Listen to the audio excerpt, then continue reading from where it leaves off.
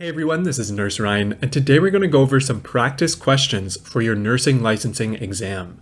In this quiz, we'll review some basic pharmacology, maternity, and different lab and theory topics that may come up in your exams. I'll walk you through the answers and rationales for each question.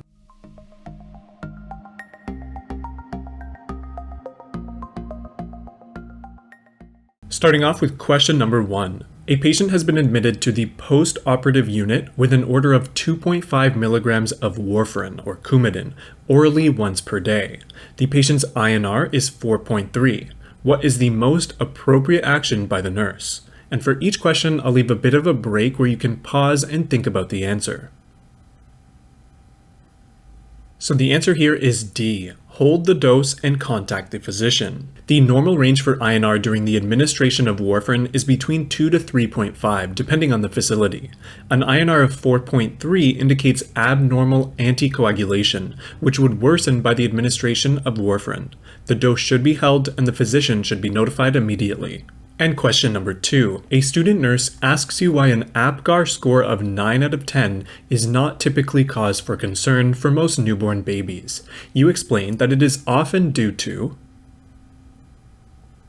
The answer here is C, acrocyanosis. The first A in APGAR stands for appearance, meaning the body and extremities should be pink in order to get a score of 2 out of 2. However, acrocyanosis, which is the bluish discoloration of the extremities, is often seen in newborn babies, leading to a score of 9 out of 10 if the rest of APGAR is achieved. Moving on to question number 3. You are to administer a rapid-acting insulin to a type 1 diabetic patient.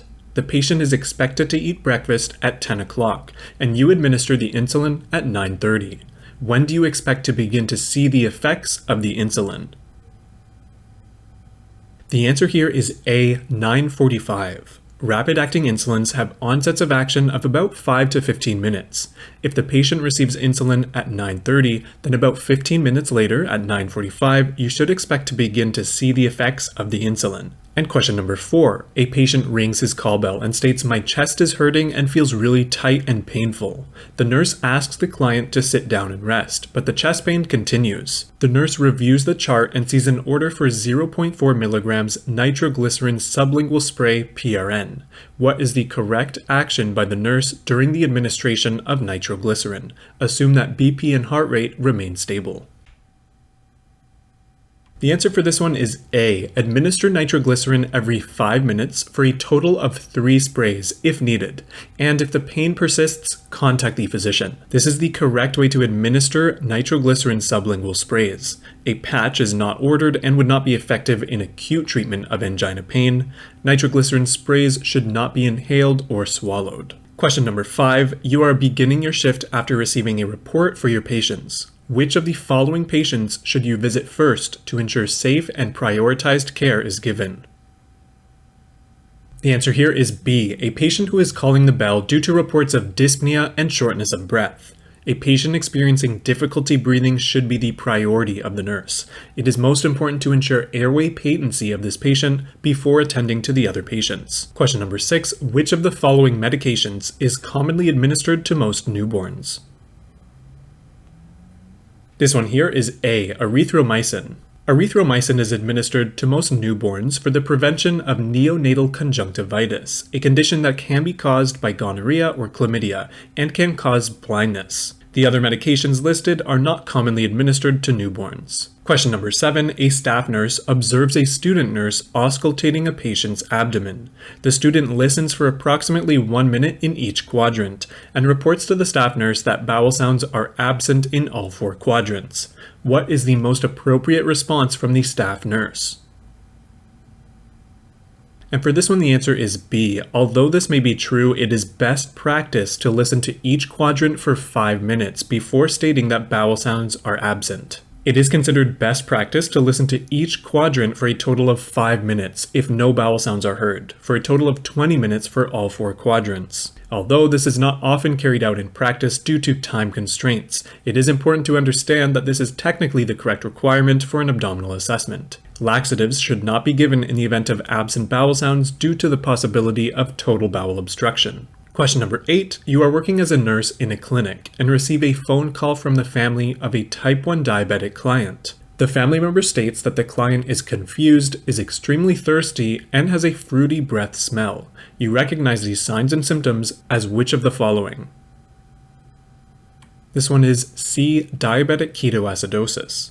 Diabetic ketoacidosis is a complication of diabetes that can occur when blood glucose levels are very high. Confusion, extreme thirst, and a fruity breath smell due to the excess of ketone production are all signs and symptoms of diabetic ketoacidosis. Question number 9. A patient with a T6 spinal cord injury is being assessed by the nurse due to a recent onset of diaphoresis, hypertension, and dyspnea. The patient is a 27-year-old paraplegic male. The nurse understands that it is most important to do which of the following interventions first?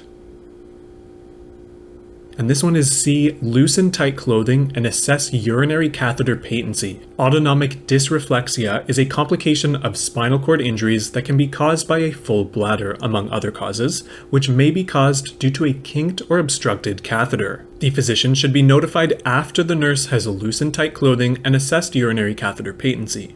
Raising the head of the bed to 90 degrees will not promote effective breathing. And for our last question of this quiz, number 10. Your patient has an order for 750 milliliters of IV normal saline to be infused over 4 hours. Calculate the drop rate in drops per minute using an administration set with a drop factor of 15 drops per mil. Round to the nearest whole number. The answer here is B, 47 drops per minute.